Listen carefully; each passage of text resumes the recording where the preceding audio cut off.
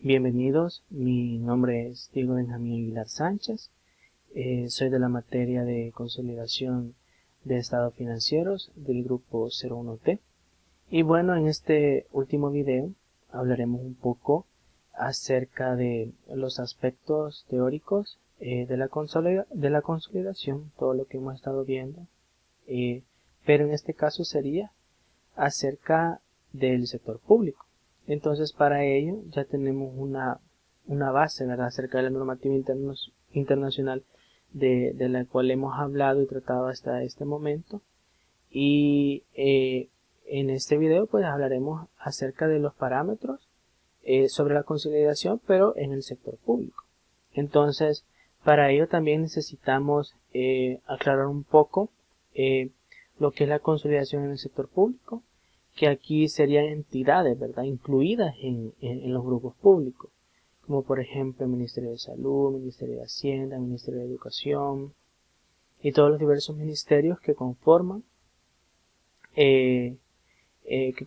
o que son parte de las instituciones del Estado. Entonces, vamos a hablar un poco acerca de ello.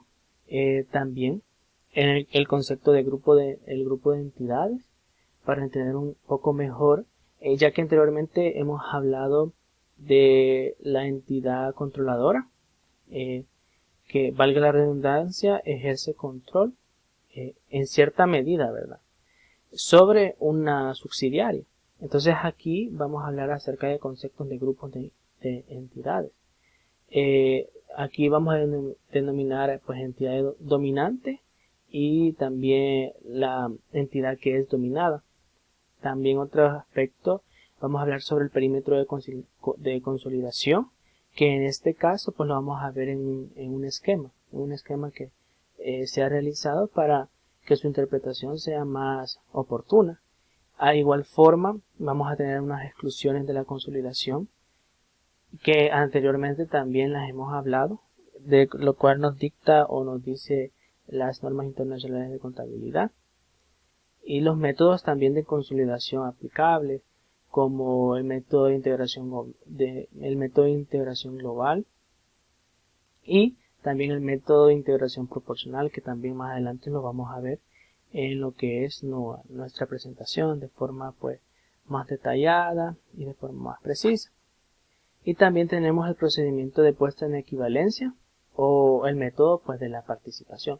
Todos estos métodos son aplicables a la consolidación, pero vamos a observar pues en qué consisten cada uno de ellos. Y pues finalmente también tenemos un esquema, ¿verdad?, para analizar estos tipos de métodos y pues comprenderlos un poco mejor.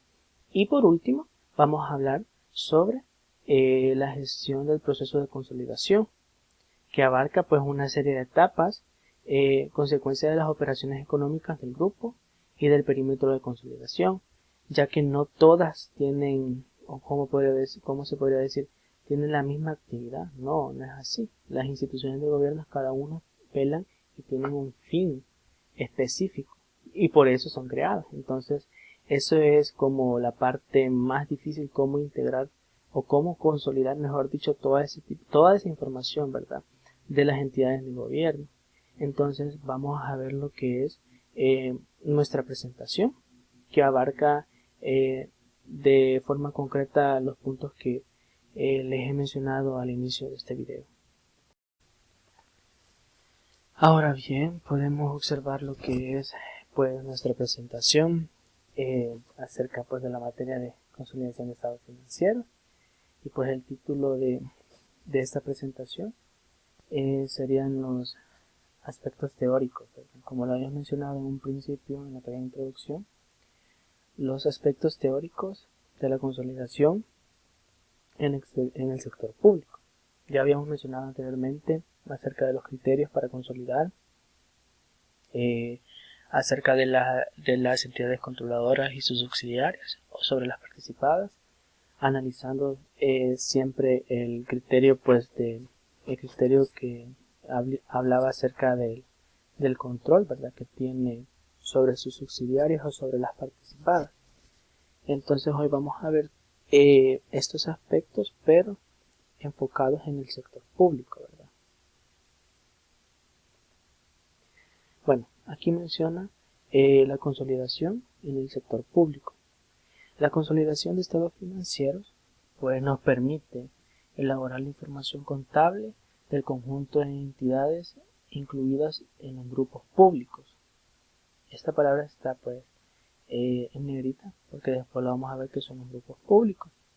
De modo que se ofrece una imagen conjunta de la situación económica y patrimonial del grupo. En esos casos los estados financieros individuales son insuficientes y las cuentas consolidadas constituyen la piedra angular para alcanzar transparencia financiera y la rendición de cuentas. Entonces, como sabemos que los estados financieros se consolidan no solo en las empresas del sector privado, sino también en aquellas entidades que forman parte de los grupos públicos, o sea, que pertenecen al gobierno, al Estado. Entonces, ¿qué pasa con esto? Al hacer eso se hace una combinación o se analiza, mejor dicho, la situación económica. La situación económica y también la situación patrimonial pues, de cada grupo que se está consolidando.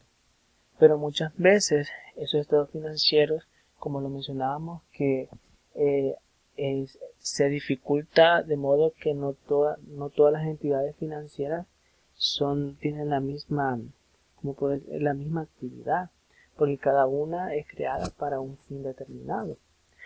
Como por ejemplo el Ministerio de Educación en comparación, digamos, al Ministerio de Seguridad. Son completamente distintos. Entonces, pero aquí menciona que para alcanzar la transparencia financiera y la rendición de cuentas, ¿de quién? De todas estas entidades de gobierno, porque prácticamente pues sean financiadas por los recursos del Estado. Entonces, de esa forma tienen que ser transparentes y rendir cuentas también al Estado. Bueno, también tenemos lo que mencionábamos en la lámina anterior, que era acerca de la palabra pues grupos de entidades. Entonces, el concepto de grupos de entidades. El grupo de entidades, como él, formado por la entidad dominante y todas sus entidades dependientes, siendo entidad dominante aquella del sector público que ostenta, directa o indirectamente, en virtud de disposición normativa o acuerdo formal, el control sobre otra u otras dominadas dependientes, entendiendo por control el poder de dirigir las políticas financieras y la actividad de otra entidad con la finalidad de obtener rendimientos económicos o potencial de servicio. Entonces aquí nos habla acerca de la entidad dominante y todas sus entidades independientes, como por ejemplo, digamos el Ministerio de Seguridad. Tiene como entidades independientes la Policía Nacional Civil, la Fuerza Armada y todo eso que tiene que ver en materia de seguridad. Al igual que el Ministerio de Educación, tiene sus diversas, por ejemplo, las escuelas, las universidades, bueno, la Universidad Nacional, al igual que el Ministerio de Salud. Entonces, ellos prácticamente tienen una normativa, como aquí lo menciona, en virtud de disposición normativa o acuerdo final. Entonces esas son las entidades dominantes, como por ejemplo las entidades que son la cabeza. Entonces, entendiendo por control, menciona el poder de dirigir las políticas financieras y la actividad de otra entidad con la finalidad de obtener rendimientos económicos o potencial del servicio. Entonces aquí miramos acerca de la entidad dominante y las entidades dependientes, como nos hablábamos anteriormente, la controladora y las subsidiarias. Entonces ese es el concepto de grupos de entidades. Y aquí tenemos un cuadro acerca de la determinación del perímetro de consolidación, que es un pequeño esquema que se ha realizado. Entonces tenemos el establecimiento pues, de las relaciones existentes, y aquí pues se da la identificación de dichas entidades independientes que son sometidas a una entidad dominante.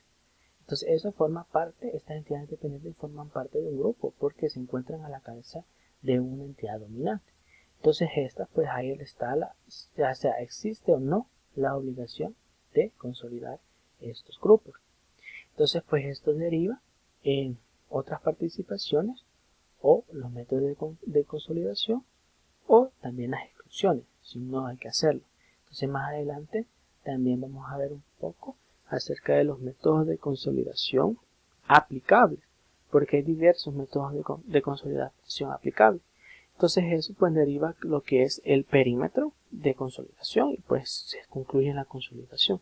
Entonces de esta forma es como se evalúa si la consolidación se debe realizar mediante pues las exclusiones que ya nos establece parte de la normativa internacional. Entonces este es un pequeño esquema acerca del perímetro de consolidación. Y tenemos aquí pues lo que mencionábamos acerca de la lámina anterior del esquema que se ha realizado, y tenemos lo que es el perímetro de consolidación. Dice así: determinada la obligación de consolidar para una entidad dominante, el siguiente paso es configurar el denominado perímetro de consolidación, que puede definirse como el conjunto de entidades que se incorporan a las cuentas consolidadas utilizando métodos de consolidación específicos como consecuencia de mantener vínculos con la entidad dominante mediante los cuales ésta influye en los procesos de toma de decisión de tales entidades. Entonces, una vez ya determinando si existe, por lo que habíamos mencionado, la obligación de consolidar para una entidad dominante, acordémonos que anteriormente tenemos por conocimiento que quien realiza la consolidación es la entidad controladora acerca de la información de las subsidiarias como una sola entidad. Entonces en este caso quien la domina es la entidad dominante, y dice que el siguiente paso es configurar el denominado perímetro de consolidación. Entonces, que dice que puede definirse como el conjunto de entidades que se incorporan a las cuentas consolidadas utilizando métodos de consolidación específicos. Dependiente, esto tiene que ver con las características, ¿verdad?, del grupo de entidades que se quiera consolidar. Entonces vamos a ver también eso acerca de los métodos de consolidación aplicables un poco más adelante. Y ahí nos menciona, como lo vimos en la lámina que mencionaba acerca de las exclusiones, las participaciones y también los métodos de consolidación. Pero también sabemos que aquellas exclusiones de la consolidación donde no se debe de realizar. Entonces menciona circunstancias que llevan a excluir de la consolidación a alguna de las entidades inicialmente calificadas como dependientes, asociadas o multigrupos. Entonces sabemos o tenemos por conocimiento que también existe cierta exclusión de estas entidades que se piensan consolidar, como las dependientes, asociadas a multigrupos, o las que mirábamos anteriormente, las de inversiones, las subsidiarias, las de negocios conjuntos, y así lo mencionaba cuando hablábamos de videos anteriores. Entonces ahí menciona literal A, que no tenga un interés significativo de forma individual, y en el conjunto, en caso de que sean varias entidades las que puedan considerarse individualmente no significativas. Ese es acerca de la exclusión del literal número A. Literal número B. Cuando existan restricciones importantes y permanentes que dificulten sustancialmente el ejercicio por la entidad dominante de sus derechos sobre el patrimonio o la gestión de la entidad dependiente. Y bueno, el literal C, cuando la información necesaria para establecer las cuentas consolidadas solo puede obtenerse incurriendo en gastos desproporcionados o con un retraso inevitable que imposibilita la elaboración de dichas cuentas en el plazo establecido en la normativa aplicable. En ese punto, en el literal C, pues nos quiere decir que cuando no sea posible lograr consolidar la información, o que se logre consolidar pero se están incurriendo en gastos que son de gran proporción o son gastos mayores, y que también por ello pues produzca un retraso que de cierta forma evite que la elaboración ya sea de la integración o la consolidación de los estados financieros, no se dé en un plazo establecido, entonces ahí se excluye la consolidación. Para este caso que menciona pues el literal C, acerca de lo que estamos hablando de las exclusiones de la consolidación.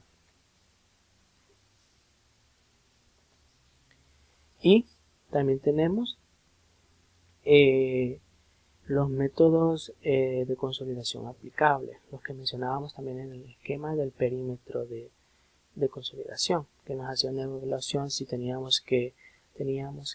estábamos obligados a consolidar sí o no, mediante los métodos de conciliación aplicables, las participaciones y también acerca de esto, ¿verdad? El perímetro de consolidación. Entonces aquí encontramos tres métodos. Uno de ellos acerca del método de consolidación aplicable nos menciona el método de integración global. Dice así: el método de integración global, consistente en incorporar a los estados contables de la entidad dominante todos los activos, pasivos, ingresos, gastos, cobros, pagos, así como derechos y obligaciones presupuestarias reconocidos de las entidades dependientes sin perjuicio de las homogeneizaciones previas y de las eliminaciones que resulten pertinentes. Entonces aquí nos habla acerca de la incorporación que a los estados financieros, de que en el caso de la entidad dominante, lo que tiene que ver con activos, pasivos, cuentas, resultados, que vienen siendo las ingresos, los gastos, cobros, pagos, etc. Y también el derecho y la obligación, porque recordémonos que las entidades de gobierno siempre tienen un presupuesto, ¿verdad? Que quien lo otorga, que se otorga pues cada año, ¿verdad? Acerca del presupuesto general de la nación, donde todo sí va siempre calculado, si se ejecuta o se utiliza el dinero, si hay un gasto adicional, entonces todo eso va registrado. Y también tenemos, menciona ahí, se mantiene la utilización del método de integración proporcional para las entidades multigrupo, como opción al procedimiento de puesta en equivalencia. Este método, el método de integración proporcional, pues consiste en incorporar a los estados contables de la entidad dominante, siempre hablamos de la entidad dominante, que es la que tiene que consolidar, la porción de activos, pasivos, ingresos, gastos, cobros, pagos y demás partidas en las cuentas anuales de la entidad multigrupo, correspondiente al porcentaje que de su patrimonio nete poseen las entidades del grupo, todo ello sin perjuicio de las homogeneizaciones previas y las eliminaciones que resulten pertinentes. Entonces aquí se hace una parte o se integra, se consolida de forma proporcional sobre una porción, no de forma total como en el que estábamos hablando anteriormente. Eso es lo que cambia entre ambos métodos, ¿verdad? de consolidación, que en este caso pueden ser aplicables. Uno pues de manera total y otro de manera pues proporcional, acerca de una porción, no de todo, no de forma global, sino que de forma proporcional.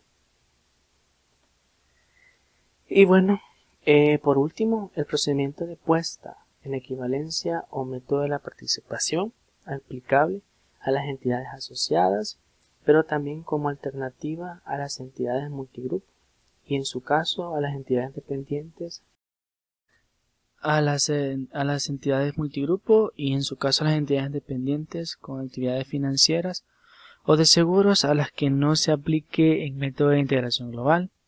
Este procedimiento consiste básicamente en sustituir el valor contable por el que una inversión figura en las cuentas de una entidad del grupo, por el importe correspondiente al porcentaje del patrimonio neto que le corresponda en la entidad participada. Esto sería pues el método siempre o método de la participación. Y aquí tenemos pues un cuadro 3 o el perímetro de consolidación, pues que nos habla acerca de la entidad dominante pues y sus dependientes, como lo hablábamos del grupo de entidades, la integración global, multigrupo, sería integración proporcional, pues en equivalencia junto con las asociadas.